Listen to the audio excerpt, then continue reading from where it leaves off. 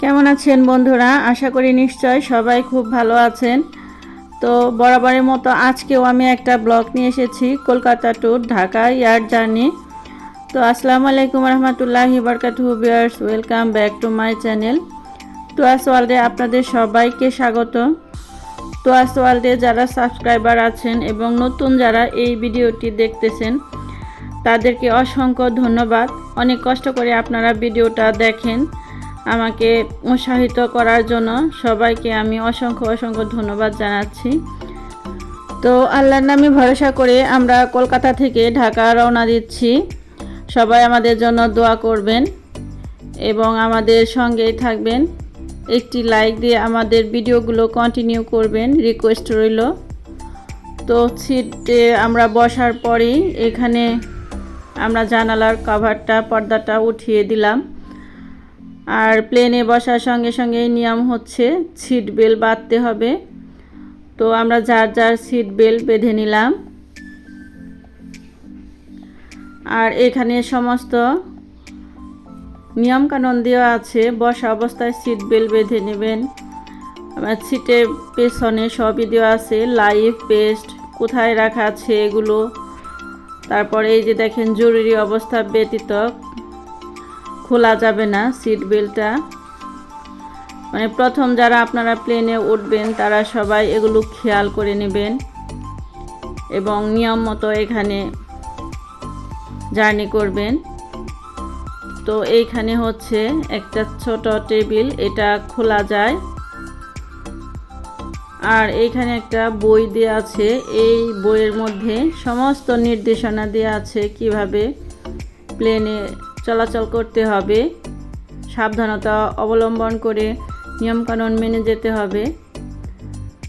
তো ওঠার সঙ্গে সঙ্গে এই বইটা সবাই পড়ে নেবেন।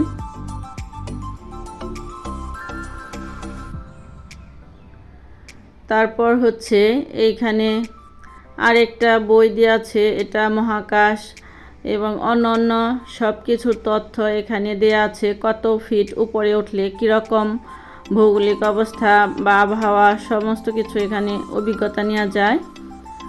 আর এটা হচ্ছে আপনারা যারা জার্নি করলে বা প্লেনে ওঠার পর বমি আসে বা বমি হয়, জন হলে এটা ব্যবহার করে বিমানবালাদের কাছে দিয়ে দেবেন, ওরা ওটা নির্দিষ্ট স্থানে রেখে দেবে। জন্য সিট বেল্ট বেঁধে সিটের পিছন দিক সোজা রাখুন, সিটের হাতল নামিয়ে রাখুন, সামনে ট্রে টেবিল বন্ধ রাখুন এবং জানালার কভার খোলা রাখুন।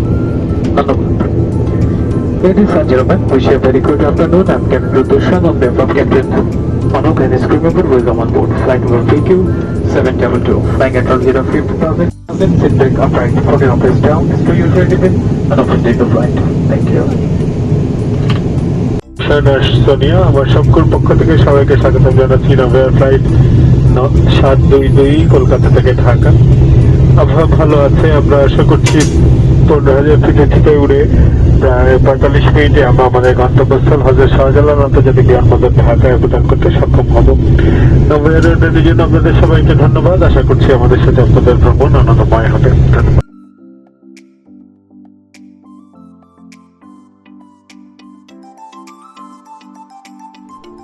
আর ভেতরে জার্নি করার সময় যে কোনো সমস্যা এয়ার হোস্টেস বা বিমানবালারা যারা আছে তাদের কাছে বলবেন, তারা ইজিভাবে সব কিছু হ্যান্ডেল করে নেবে। আর ভেতরে সবাই যার যার সিটে বসে গেছে।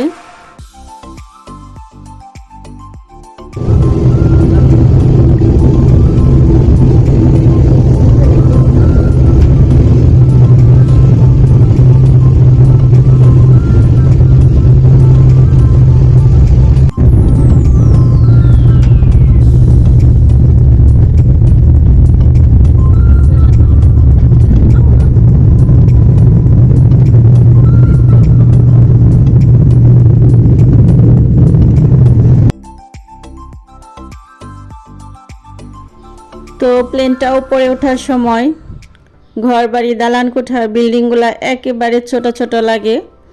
আর কলকাতার মতো বড় একটা দেশ মনে হয় একেবারে ছোট, অল্প জায়গা জুড়ে এরকম দেখতে লাগে।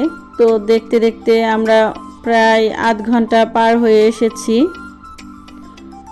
তো তো ঢাকা বিমানবন্দরে আমাদের পৌঁছাতে সময় লাগবে প্রায় 1 ঘন্টা 15 মিনিট 20 মিনিট এরকম টাইম।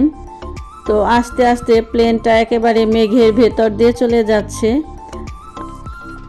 আর এই যে প্লেনের উপরে যে বাটন আর সুইচগুলো দেওয়া আছে, এগুলো দিয়ে আপনারা এসি ইচ্ছা মতো ব্যবহার করতে পারবেন। আপনার বাড়ানো কমানোর সুইচটা এখানে দেওয়া আছে, আপনার প্রয়োজন বোধে আপনি এসিটা সেট করে নিতে পারবেন। আর উপরে রাখার জন্য কাবার্ড করে দেওয়া আছে, যার যার শপিং মালামাল ব্যাগপত্র জিনিসপত্র এগুলো উপরে রাখার জন্য যার যার সিটের উপরে কাবার্ড করে দেওয়া আছে। তো ওনারা হয়তো অনেক ক্লান্ত, জার্নি করতে করতে উনি ঘুমিয়ে পড়েছে। এখানে 2 জন করে থাকে এয়ার হোস্টেস বা বিমানবালারা। তো একজন এই পাশে আরেকজন সামনের পাশটাতে থাকে। আর প্লেনের ভেতরে সময় কাটানোর জন্য এভাবে বিভিন্ন ধরনের ম্যাগাজিন দেওয়া থাকে। এখানে বিভিন্ন ভ্রমণ গাইড লেখা থাকে, আপনি কি কি দেখতে পছন্দ করবেন এখান থেকে চয়েস করে নিতে পারবেন। তো ওপাশ থেকে আমার ছোট মেয়ে তার বোনের সাথে দুষ্টামি করতেছিল আমাদের সঙ্গে।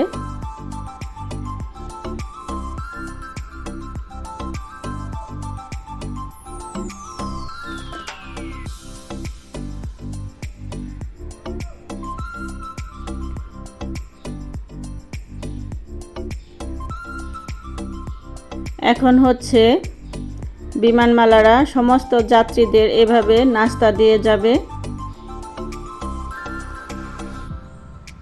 আর এই যে দেখেন প্লেনটা একেবারে মেঘের দেশে চলে গেছে।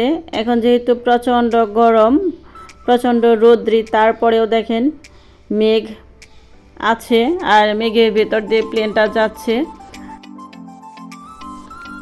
তো শীতকালে প্লেন জার্নিটা আরেক রকম অনুভূতি আসে। আমরা আগের বার যখন শীতের সময় ইন্ডিয়া গিয়েছিলাম তখন দেখেছি প্লেনটা একেবারে মেঘের উপর দিয়ে যাচ্ছে, মনে হচ্ছিল হাত দিয়ে মেঘগুলো ধরা যাবে বা মেঘের উপরে দাঁড়িয়ে থাকতে পারবো, নিচে হয়তো আর কোনো কিছু নেই, শুধু মেঘই। এরকম মনে হচ্ছিল যে মাটিতে পড়ে যাব না, হয়তো মেঘের উপরে আমরা দাঁড়িয়ে থাকতে পারবো, এরকম একটা সৌন্দর্য তখন দেখেছি।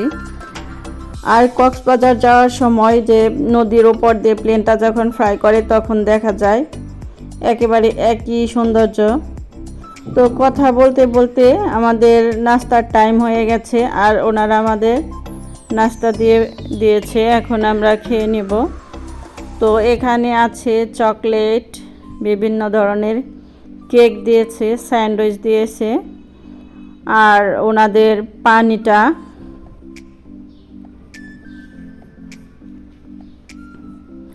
এখানকার স্যান্ডউইচগুলো বাচ্চারা খুবই পছন্দ করে আর আমাদেরও খুবই ভালো লাগে।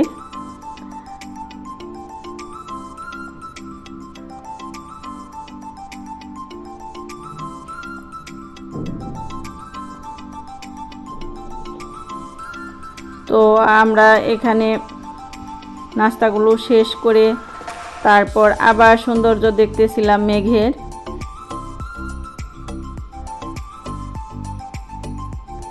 আর এবার দিয়ে দিল তারা একটা ডেজার্ট জাতীয় একটা মিষ্টি, আর মিষ্টিটা ছিল খুবই অসাধারণ স্বাদের।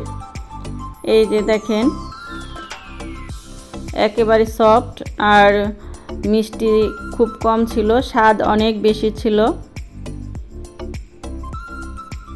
আর কালারটাও খুবই সুন্দর। আর এই যে দেখেন মেঘগুলো মনে হয় একেবারে উড়ে যাচ্ছে তুলোর মতো, আর নিচে হয়তো কোনো পৃথিবী নেই এরকম মনে হয়। এই প্রচণ্ড রোদেও দেখেন মেঘ ভেসে বেড়াচ্ছে।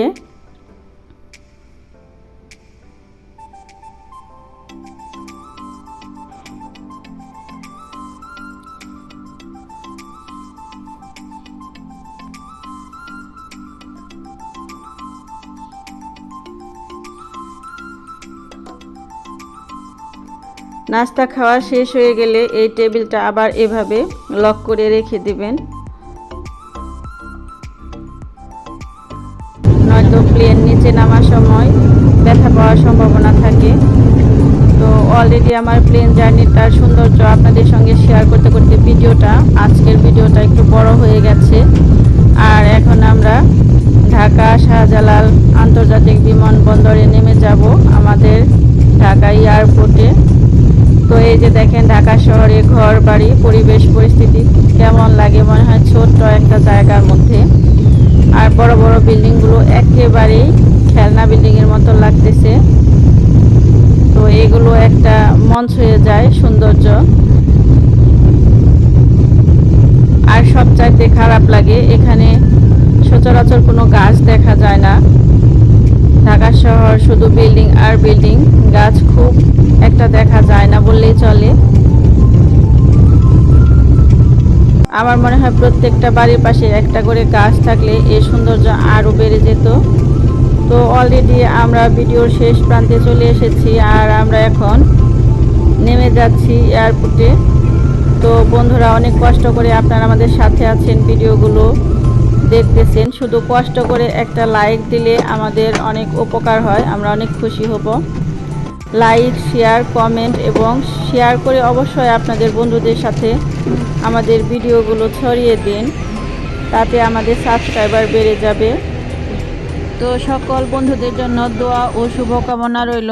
আর আপনারাও দোয়া করবেন আমাদের পরিবারের জন্য, আমাদের পরিবারের সবাইকে নিয়ে যেন আমরা এভাবেই দিন কাটিয়ে যেতে পারি, কারো যেন কখনো কষ্ট না হয় যে কোনো প্রকারের। তো ভিডিও শেষ প্রান্তে চলে এসেছি। আজকে পর্যন্ত সবাই ভালো থাকবেন। আল্লাহ হাফেজ।